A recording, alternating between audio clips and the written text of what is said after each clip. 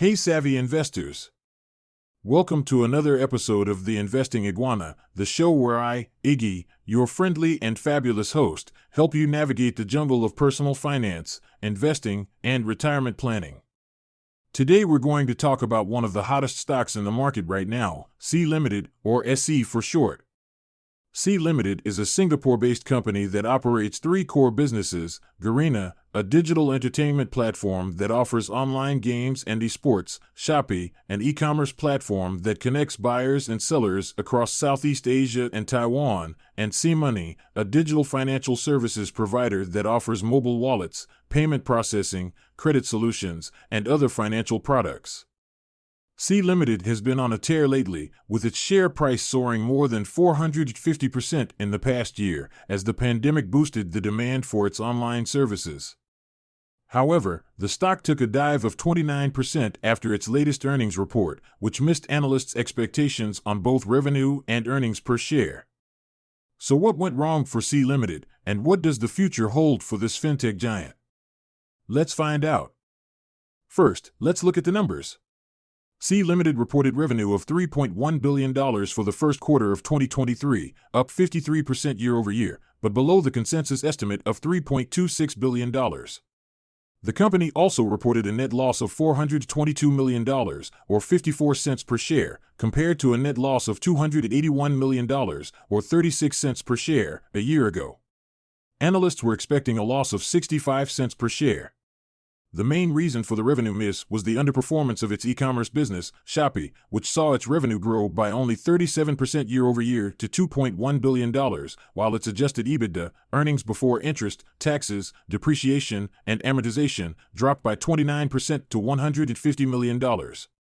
This was due to two factors. One, Sea Ltd reduced its advertising expenses by 49%, which hurt its user acquisition and retention, and two, it increased its fees on both merchants and buyers, which eroded its competitive edge and customer loyalty. On the other hand, its digital entertainment business, Garena, continued to be the main profit driver for Sea Ltd, as it generated revenue of $529 million, up 2% quarter over quarter, and adjusted EBITDA of $240 million, up 4% quarter over quarter.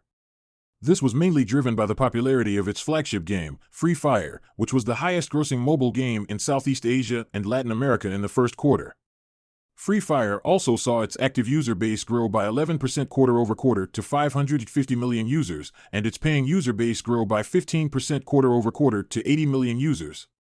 Finally, its fintech business, SeaMoney, also showed strong growth potential as it reported revenue of $428 million, up 53% year over year, and adjusted EBITDA of $137 million, compared to a loss of $112 million a year ago.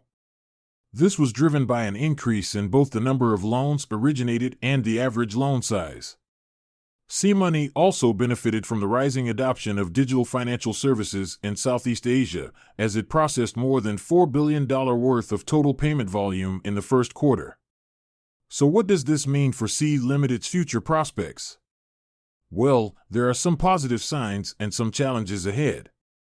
On the positive side, Sea Ltd has a diversified portfolio of businesses that cater to different segments of the online economy in Southeast Asia and beyond.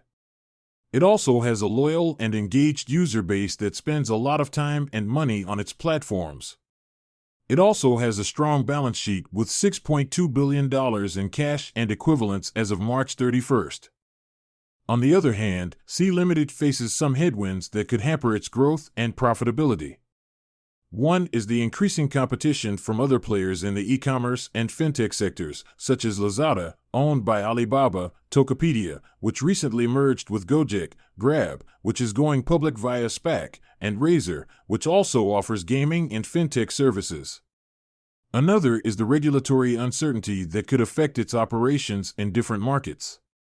For example, Indonesia recently imposed a new tax on e-commerce transactions that could hurt Shopee's margins.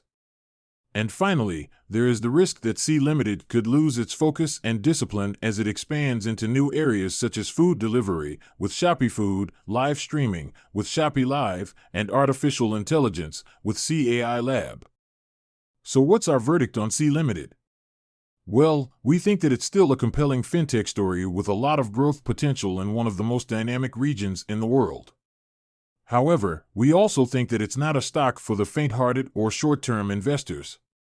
It's a stock that requires patience and conviction as it navigates through the ups and downs of the online economy.